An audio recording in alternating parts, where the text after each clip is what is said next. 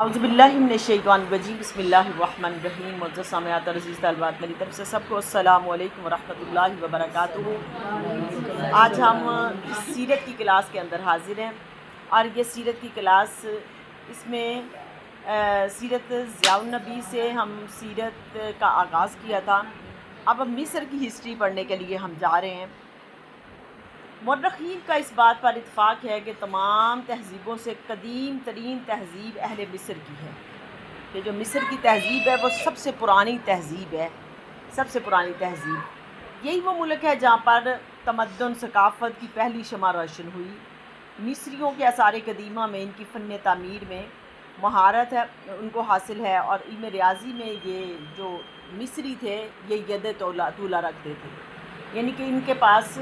ریاضی کا بہت زیادہ علم تھا ان کے پاس۔ اور دریائے نیل ان کے لیے ایک قدرت کا عظیم عطیہ، جس کھیت سے اس پانی کا جس کھیت میں دریائے نیل کا پانی پہنچ جاتا، وہاں پر سبزہ اور ہریالی ہونی شروع ہو جاتی۔ اور ان کا عالم یہ تھا کہ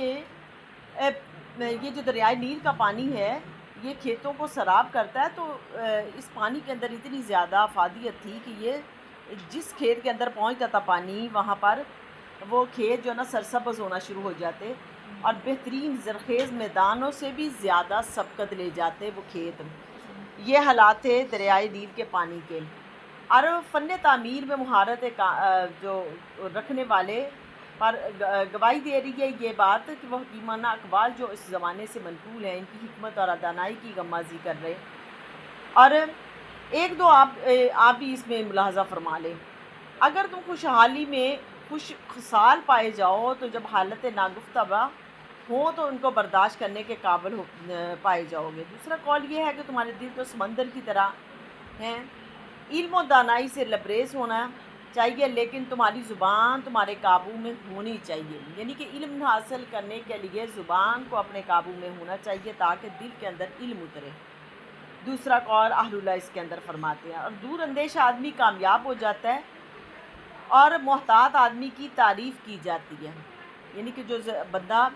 اپنی زندگی کے اندر اپنے معاملات کے اندر محتاط ہو جاتا ہے اسی شخص کی تعریف کی جاتی ہے، اہل اللہ کہتے ہیں۔ اور اسی طرح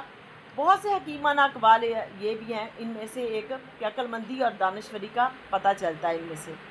اب یہ جملے اپنے حکیمانہ معنویت کے باعث اپنی افادیت میں ان کے احراموں سے کم درجہ نہیں رکھتے، لیکن جب ان کی مذہبی عقائد کے بارے میں قدیم کتابوں کا مطالعہ کرتے ہیں تو حیرت زدہ ہو کر سوچنے لگتے ہیں کہ کیا اتنے بڑے ریاضی دان اور فن تعمیر کے اتنے بڑے ماہر، یعنی کہ لوگ یہ فن تعمیر کے ماہر تھے اور ریاضی میں ید طولہ رکھتے تھے، ریاضی کی بہت سمجھ رکھتے تھے، میتھ کی اس کی بڑی سمجھ رکھتے تھے۔ ایسے پراز حکمت بولنے والے دانشور ایسے احمقانہ اور طفلانہ عقائد کے حامل ہو سکتے ہیں کہ ان کا اس کے اندر، یعنی کہ یہ لوگ جو فن تعمیر میں اتنی مہارت رکھنے والے اور ریاضی کا علم رکھنے والے، لیکن اب ذرا ان کا سیاسی نظام چیک کر لیں کہ سیاسی نظام کے اندر یہ کتنی بے وقوفیاں اپنی استعمال کر رہے تھے۔ قدیم مصر میں بادشاہ کو الہ کہا جاتا تھا، یعنی کہ جو بادشاہ ان کے دور میں آتا اس کو اپنا خدا بنا لیتے تھے، اور یعنی دیوتا تصور کیا جاتا تھا، اور اسی طرح ان کے لیے آداب پرستش بجا لاتے، اور بادشاہی بڑے خداؤں کے سامنے اپنی رایا کی نمائندگی کرتا، ان کی طرف سے قربانیاں پیش کرتا، مذہبی تقریبات میں صدارت کے فرائض انجام دیتا۔ بادشاہ کے تعلقات مذہبی پیشواؤں کے ساتھ عام طور پر دوستانہ ہوتے تھے، یعنی کہ جو مذہبی پیشوا ہوتے ان کے ساتھ بادشاہ بڑی دوستی رکھتا، اور بادشاہ کی ہی پوجا کی جاتی تھی، بادشاہ کو خدا بنا لیتے تھے، اور بادشاہ کو ایسا خدا بناتے دیتے تھے کہ اس کی پوجا کی جاتی تھی، الہ کی طور پر اس کی پوجا کی جاتی تھی۔ جب کبھی کوئی کمزور بادشاہ تخت نشین ہوتا تو مذہبی پیشوا اس کی کمزوری سے فائدہ اٹھاتے ہوئے اسے شاہی اختیارات سے خود ہی سنبھال لیتے تھے، یعنی کہ کمزور بادشاہ آ جاتا ہے تو وہ جو مذہبی پیشوا تھے اس کو ہٹا دیتے اور اس حکومت کے اوپر خود ہی آ جاتے۔ اب ان کا حال یہ تھا کہ ایرانیوں کی طرح قدیم مصر میں بھی بادشاہ کے متعلق یہی عقیدہ تھا کہ یہ خدائی خاندان کا ایک فرد ہے، خود خدا نے ہی اس کو یہ حکومت اور سلطنت بخشی ہے، یعنی کہ ان کا عقیدہ تھا کہ اس بادشاہ کو جو سلطنت بخشی ہے اس خدا نے اس کو زمین پر اپنا خدا بنایا اور اس کو سلطنت بخشی ہے.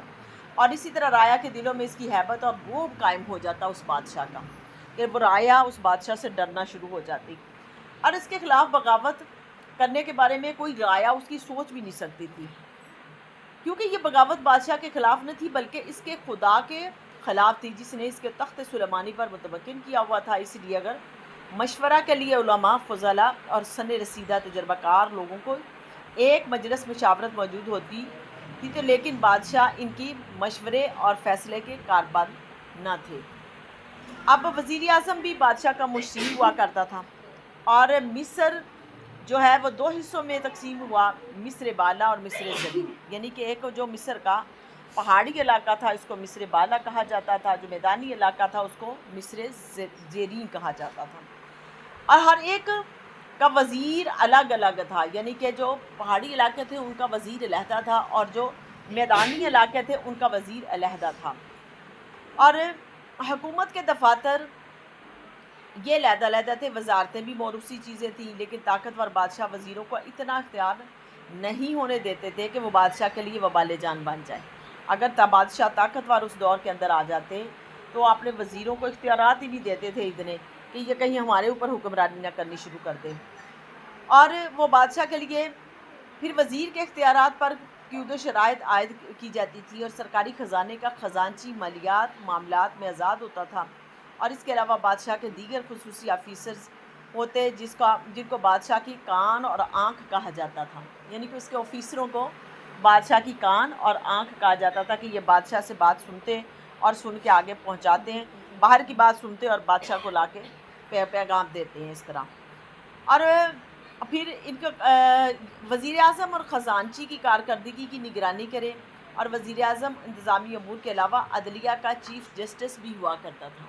یعنی کہ اس دور کے اندر جو وزیر اعظم بناتے تھے وہ جج بھی ہوتا تھا ان کا. اب ان کے